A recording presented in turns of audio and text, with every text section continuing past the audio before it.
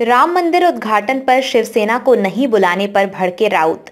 बोले भगवान राम सबके हैं, किसी राजनीतिक दल या नेता की बपौती नहीं। 22 जनवरी को राम मंदिर का बड़े ही भव्य तरीके से उद्घाटन होने जा रहा है।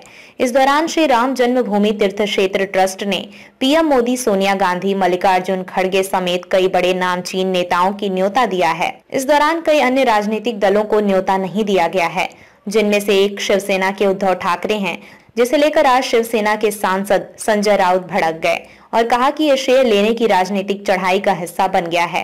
राम मंदिर उद्घाटन पर शिवसेना को कोई निमंत्रण नहीं आया है और उन्होंने उद्धव ठाकरे को आमंत्रित नहीं किया है।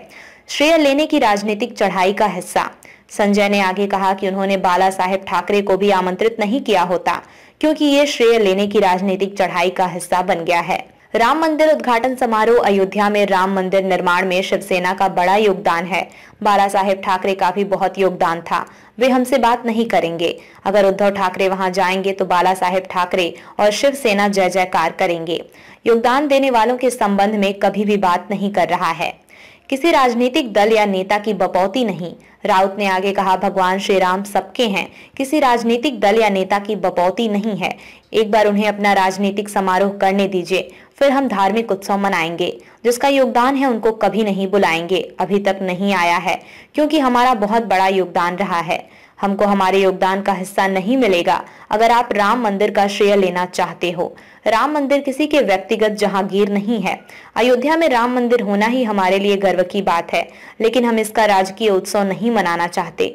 हम इस पर वोट नहीं मांगना चाहते। उनका राजनीतिक इवेंट होने के बाद हम वहां जाएंगे और रामलला का दर्शन भी करेंगे। राउत ने सांसदों के निलंबन पर भी अपनी बात रखी। यूबीटी सांसद संजय राउत ने कहा कि जो कल हुआ है, पूरी सरकार विपक्ष को खत्म करने में लगी है।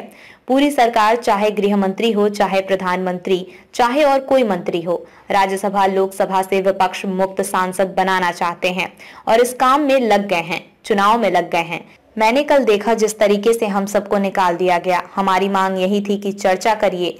बेरोजगार लोग घुस गए थे, उस पर चर्चा की जानी चाहिए। ये कौन सा लोकतंत्र है? ये ठोक तंत्र से भी ऊपर है।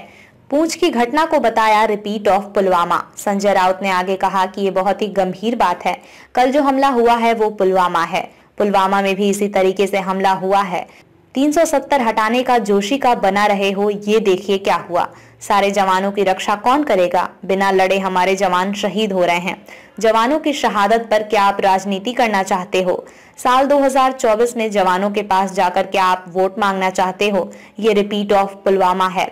कितने लोगों की मौत हो गई है? ये सरकार क्या कर रही है? और संसद चलने नहीं देते अगर हम सवाल उठाएंगे।